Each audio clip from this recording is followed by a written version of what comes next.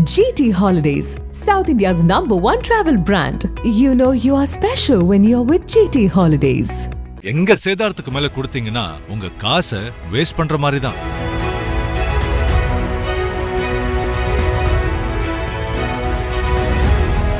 ரெண்டாம் உலகப் போரில் இவர்களுக்கு ஒரு பெரிய ஒரு துன்பம் நடக்கிறது. ஜெர்மனியில் கிட்டத்தட்ட 60 லட்சம் யூதர்கள் கொல்லப்படுகிறார்கள். ஹிட்லரால் கொல்லப்பட்டாங்க.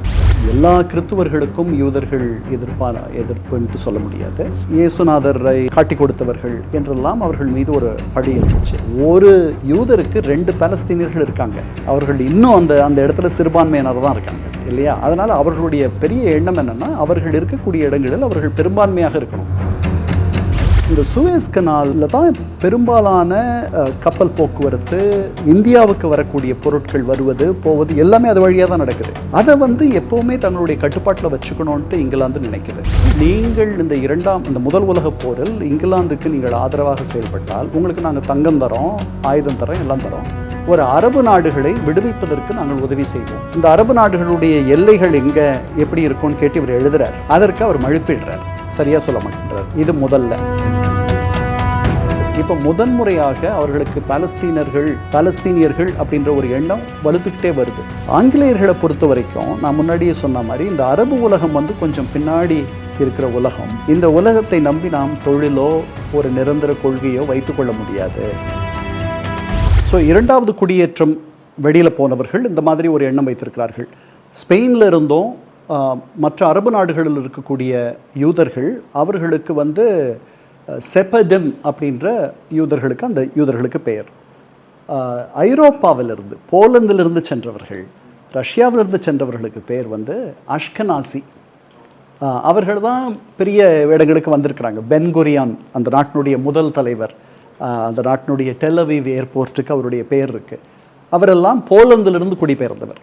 அவர்லாம் பெரிய எழுச்சியை அங்கே கொண்டு வந்தார். இது முதல் உலகப் போர் வரப்போகுது. இந்த முதல் உலகப் போர் எதனால் வருதுன்னா, ஆஸ்ட்ரோ ஹங்கேரி பேரரசு, ஜெர்மனி, இவர்கள் 2 பேரும் பிரான்ஸுக்கும் இங்கிலாந்தையும் எதிர்த்து ஒரு போர் தொடுக்கிறார்கள். இந்த போரில் ஆட்டமான், இந்த டர்க்ஸ் போய் சேர்ந்துக்கிறாங்க ஒரு 3 மாதத்துக்கு பிறகு.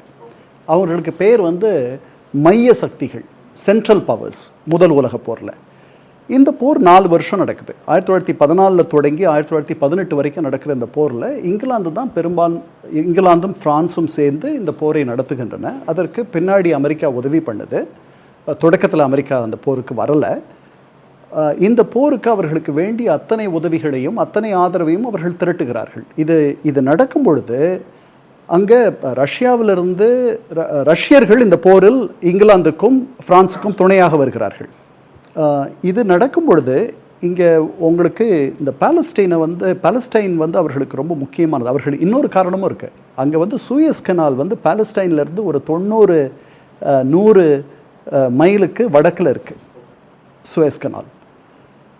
இந்த சூயஸ் கனாலில் தான் பெரும்பாலான கப்பல் போக்குவரத்து, இந்தியாவுக்கு வரக்கூடிய பொருட்கள் வருவது போவது எல்லாமே அது வழியாக தான் நடக்குது. அதை எப்போவுமே தன்னுடைய கட்டுப்பாட்டில் வச்சுக்கணுன்ட்டு இங்கிலாந்து நினைக்குது. அப்போது அங்கே இந்த ஓட்டமான் பேரரசை வீழ்த்தணும். அது ஒரு பெரிய சிக்கலாக இருக்குது. இந்த முதல் உலகப் போர் இதற்கு ஒரு வாய்ப்பு. அப்புறம் அங்கே பாலஸ்தீனத்தில், மத்திய கிழக்கில் நம்மோட ரொம்ப உறவோடு இருக்கக்கூடிய இந்த யூதர்கள், அதாவது இந்த அரபுகள் கொஞ்சம் பின்தங்கியவர்கள், அவர்களை நம்ப முடியாது, அவர்கள் ஊழலுக்கு பேர் போனவர்கள்ன்ற ஒரு அபிப்பிராயம் இந்த இங்கிலாந்தில் இருக்க தலைவர்கள் மத்தியில் இருக்குது. அதனால் நமக்கு சாதகமாக, நமக்கு ஆதரவாக அங்கே ஒரு கூட்டத்தை நம்ம உருவாக்கிட்டோம்னா, அங்கே ஒரு குழுவை அமைத்து விட்டோமானால், அங்கே ஒரு இடத்தை பிடிச்சு கொடுத்துட்டோம்னா, நமக்கு சாதகமாக நம்முடைய வெளியுறவு கொள்கை இந்த சுவேஸ் கனாலுக்கு எந்த விதமான இடைஞ்சலும் வராது போக்குவரத்துக்கு அப்படின்ற ஒரு சிந்தனையும் உண்டு அவர்களுக்கு. இது ஒரு ஸ்ட்ராட்டஜிக் கோல்.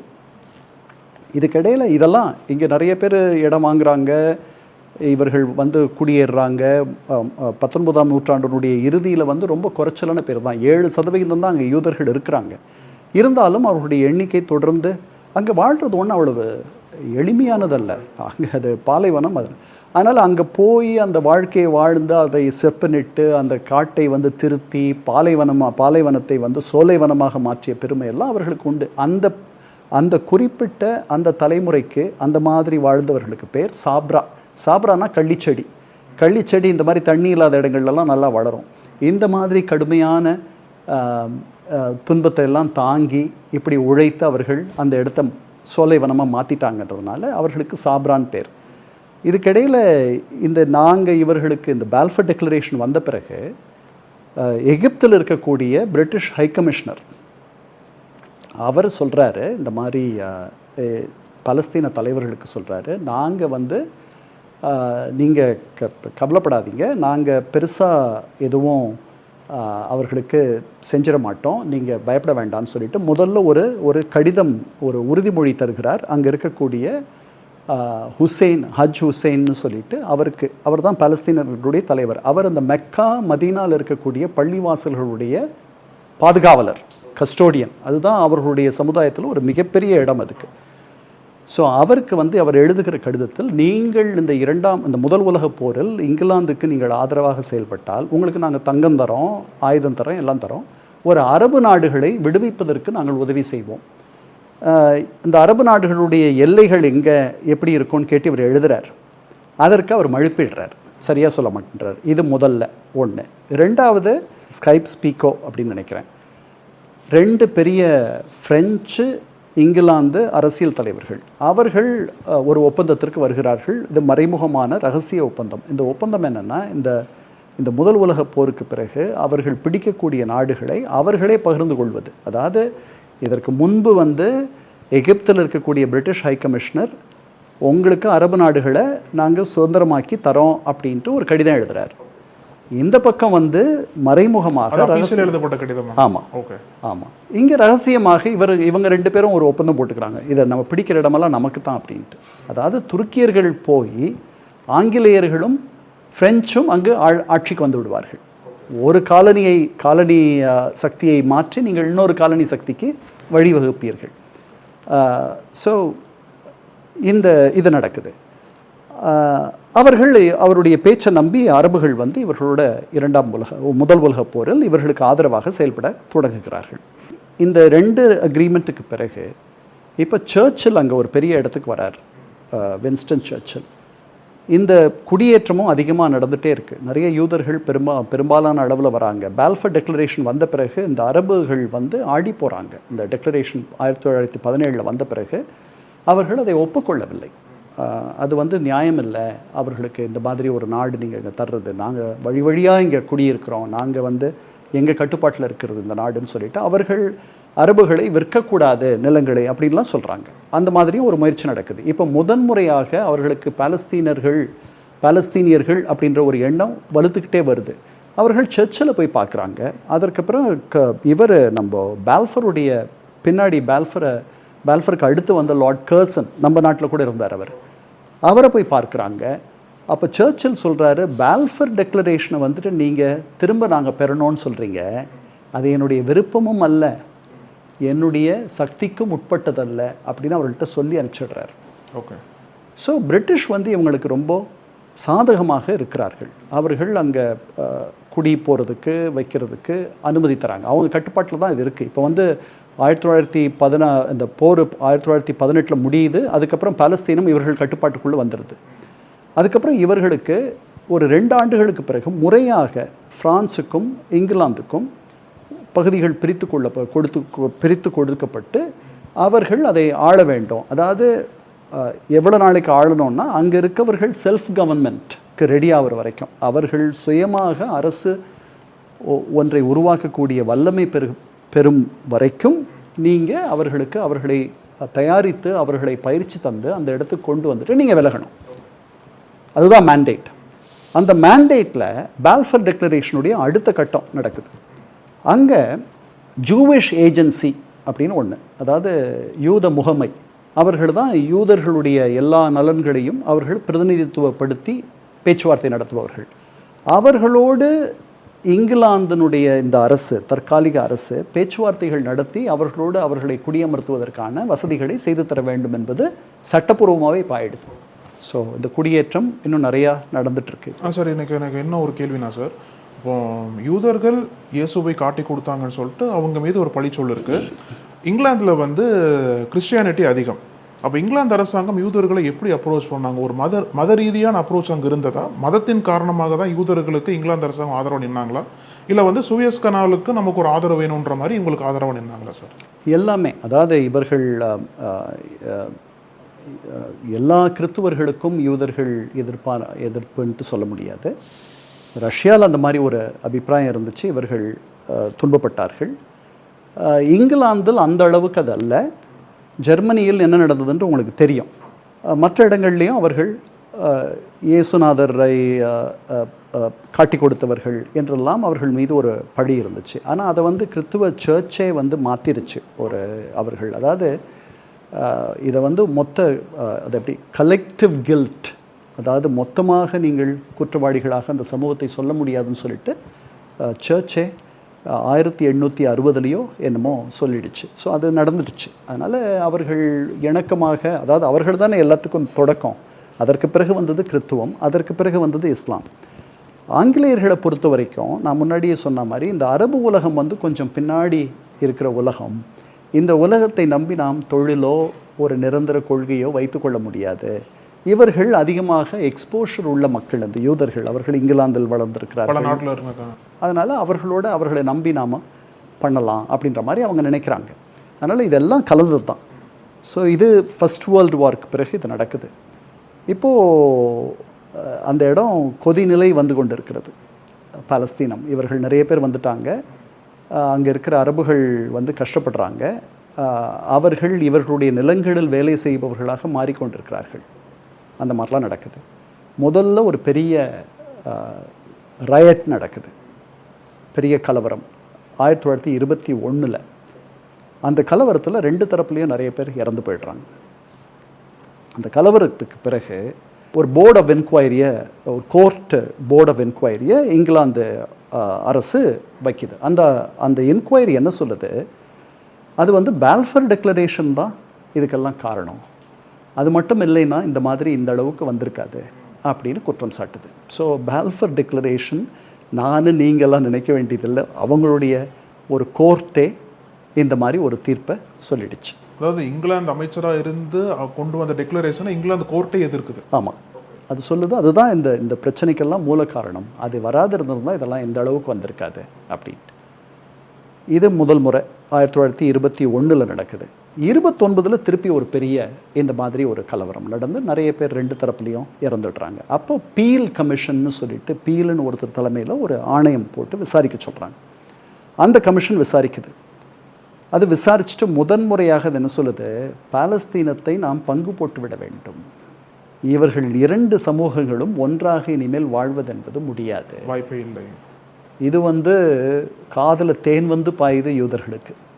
முதன்முறையாக அவர்களுக்கு ஒரு நாடு, அந்த நாட்டில் பங்கு போட்டு நமக்கிட்ட ஒரு இடம் ஒதுக்கி தரப்போகிறாங்க அப்படின்றதெல்லாம் அவர்களுக்கு கிடைக்குது. இது 1929. ஆனால் அது கிடைக்கிறதுக்கு உங்களுக்கு இன்னும் 20 ஆண்டுகள் ஆக போகுது. 48 தான் கிடைக்க போகுது. அதனால் இது ஒவ்வொரு அணுவாக அவர்கள் முன்னேறி கொண்டிருக்கிறார்கள். இதுக்கிடையில் பென்குரியன், இதுக்கிடையில் ஒரு 2-3 யூத அமைப்புகளை பற்றி நம்ம பார்த்துடணும். ஒன்று வந்து அந்த ஜூவிஷ் ஏஜென்சின்னு சொன்னேன். இந்த ஜூவிஷ் ஏஜென்சி மொத்தமாக இவர்களுடைய அனைத்து நலன்களையும் பிரதிநிதித்துவப்படுத்தி இங்கிலாந்தோடு பேசுவது. ஜூவிஷ் இன்டர்நேஷ்னல் ஃபண்டுன்னு சொன்னேன், அது வந்து நிலங்களை வாங்குவது. அதற்கு பிறகு வந்து ஹிஸ்டாடூட் அப்படின்னு சொல்லிட்டு ஒரு அமைப்பு. அந்த அமைப்பு வந்துட்டு அங்கே இருக்கக்கூடியவர்களுக்கு ஆயுத பயிற்சி தருவது. அதாவது இவர்கள் இங்கே இருக்கக்கூடிய இந்த மக்களோடு என்னைக்காவது ஒரு நாள் பெரிய கலவரம் வரும், அதற்கு நம்ம தயாராக இருக்கணும், தற்காப்பு, அவர்களை வீழ்த்துவதற்கு நம்ம தயாராக இருக்க வேண்டும்னு சொல்லிட்டு அவர்களுக்கு த ஹிஸ்டாடூட் அப்படின்ற ஒரு அமைப்பு. இவங்களுக்கு ஆயுதம்லாம் யார் சார் தராங்க? அப்போ அவர்கள் ஐரோப்பாவிலிருந்து வாங்குறாங்க. அது அப்புறம் அந்த ஹிஸ்டாடூட்லேருந்து பிரிஞ்சு போய் அதுவே ஒரு தீவிரவாத அமைப்பு. அதிலிருந்து அது பென்குரியன், அந்த ஹிஸ்டாடூட்டுடைய அமைப்பு வந்து வேற ஒருத்தர் நடத்துகிறாரு. பென்குரியன் பின்னாடி அவர்களுடைய தலைவராக மாறிய பென்குரியன் அங்கே நிறைய செட்டில்மெண்ட், நிறைய பேரை குடியமர்த்தி நிலங்களை விலைக்கு வாங்கி அது ஒரு பெரும்பான்மையை நம்ம கொண்டு வந்துட்டோம்னா நமக்கு அந்த இடம் அப்படின்னு நினைக்கிறார். அது மட்டும் பத்தாது, அப்புறம் இங்கிலாந்து சார்ந்து தான் எல்லாமே இருக்கணும்ன்ட்டு தான் எல்லாம் நினைக்கிறாங்க. இல்லை, நம்ம தற்சார்பு இருக்கணும், நமக்கு இவர்களை நம்பி ரொம்ப நாள் இருக்க முடியாது, இந்த மாதிரி ஒரு கட்டம் வரும், இவர்கள் அங்கே இருப்பவர்கள் நம்ம எதிர்க்கக்கூடிய ஒரு நிலை வரும், அந்த நிலை வரும்பொழுது நாம் அதற்கு தயாராக இருக்க வேண்டும் அப்படின்னு நினைக்கிற இந்த ஹிஸ்டாடூட் அமைப்பு இருக்குது. இந்த அமைப்பிலிருந்து இன்னும் தீவிரமாக வெளியே போன ஸ்டர்ன் கேங், இர்குன்ட்டு சொல்லிட்டு 2 அமைப்புகள் இருக்குது. இதெல்லாம் இருக்குது. ஸோ ஆயுத பயிற்சியும் நடந்துகிட்ருக்கு. அவர்கள் ரொம்ப திட்டமிடல், பின்னாடி என்ன நடக்க போகுதுன்றதை வந்துட்டு அதை நினைத்து அப்புறம் பெரிய ஒற்றுமை. யூத தலைவர்கள் மத்தியில் அவர்களுக்குள் 1000 வித்தியாசங்கள் இருந்தாலும் அது உங்களுக்கும் எனக்கும் வெளியில் பெருசாக தெரியாது. அப்படியே தெரிஞ்சாலும் கூட அவர்கள் ஒரு முடிவு எடுத்த பிறகு அந்த முடிவுக்கு அத்தனை பேரும் கட்டுப்படுவார்கள். அதுதான் அவர்களை இந்த இடத்துக்கு கொண்டு வந்துருச்சு. ஸோ இது பீல் கமிஷன் இப்படி சொல்லுது. பீல் கமிஷன் சொன்ன பிறகு பெரும் கலவரம் வெடிக்கிறது. 33லிருந்து 36 வரைக்கும் ஸ்ட்ரைக், அரபுகள் வேலை நிறுத்தம், அப்புறம் பிரிட்டிஷை எதிர்த்து அவர்கள் ஆர்ப்பாட்டம் செய்வது, அவர்களை வன்முறையாக கையாளுவது, இதெல்லாம் நடக்குது. அவர்களை கட்டுப்படுத்தவே முடியாத ஒரு நிலை இருக்கு.